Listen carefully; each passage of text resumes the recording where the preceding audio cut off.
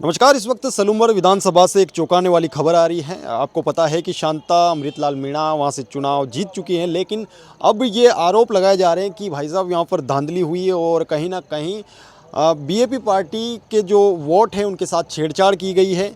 और election commission की site पर भी ये अपलोड हुआ था जिस टाइम, तो वो थोड़े कम वोट दिखा रहा था जीत का अंतर। और जब फिर से थोड़ी देर बाद अपडेट हुआ 22वें राउंड के बाद, तो कुछ और संख्या सामने आई। जब पहले अपडेट में पहले जब अपलोड किया गया था 22वें राउंड की गिनती, तो लगभग 1100 वोटों के अंतर था, लेकिन उसके बाद ये 1285 का अंतर हो गया। और उसके बाद बीएपी के कार्यकर्ता और बीएपी के जितने भी तमाम नेता हैं वो ये आरोप लगा रहे हैं कि इसमें कुछ ना कुछ गड़बड़ हुई है और अब वो चाहते हैं रिकाउंटिंग। और यहाँ पर अब रिकाउंटिंग के लिए अप्लाई कर दिया है। राजकुमार रोत ने इसे कंफर्म कर दिया है कि रिकाउंटिंग के लिए उन्होंने अप्लाई कर दिया है और अब सलूमर विधानसभा में रिकाउंटिंग हो सकती है। दौसा से ये पहले खबर आ रही थी कि वहाँ पे भी रिकाउंटिंग होगी।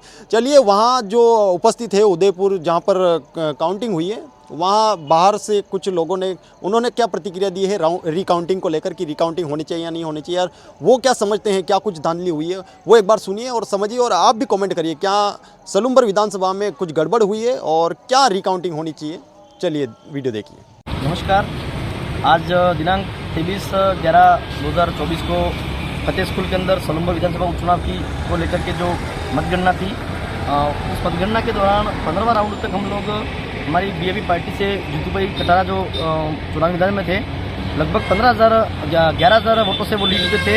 लेकिन 16वें राउंड से लगा के 22वें राउंड तक उसके बीच में जो उस मतगणना स्थल पर जो आरओ थे, एआरओ और कुछ ऐसे कार्मिक थे जो लोग पूरी तरह से बीजेपी को जिताने के पक्ष में थे। और हम लोगों ने 19वें राउंड के अंदर हम लोगों ने उनसे मांग करी कि जो शीट है टोटल वोटिंग्स वाली वो हमारे को दी जाए। उन्होंने ना तो हमारे को शीट दी और ना ही जो राउंड वाइज जो वोट का जो आंकड़ा था वो भी उन्होंने वहाँ बोर्ड पे नहीं लिखा।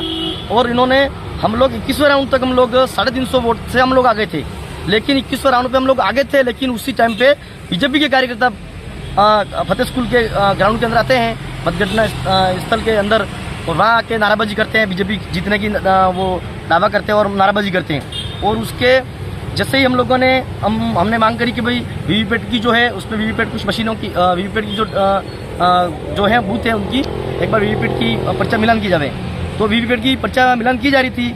और आरओ साहब ने बिना रिजल्ट डिक्लेयर के, हमारे को डाउट था कि हम लोग जीत रहे हैं या बीजेपी जीत रही है, क्योंकि टक्कर काटेगी थी।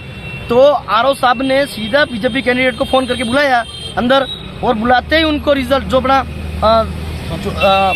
सर्टिफिकेट होता है जीत का, वो सर्टिफिकेट उनको पकड़ा दिया और उनको माला पहना के कम से कम 50 से ज़्यादा कार्यकर्ता उस मतगणना जो स्थल था उस रूम के अंदर पहुंच गए। हम लोग वहीं के बैठे थे और हम लोगों ने तुरंत उस टाइम पे हम लोगों ने रिकाउंटिंग की हमने एप्लीकेशन दी।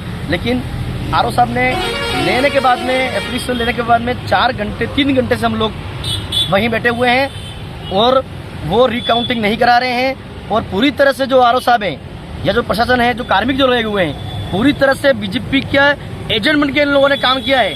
हम लोग ये चुनाव जीते हुए चुनाव थे, लेकिन हमारे को सोची समझी साजिश के तहत हम लोगों को चुनाव हराया गया है। हम लोग रिकाउंटिंग की मांग करते हैं कि जब तक रिकाउंटिंग नहीं होती है हम लोग यहाँ मतगणना स्थल से हम लोग पिछड़ने वाले नहीं हैं। धन्यवाद।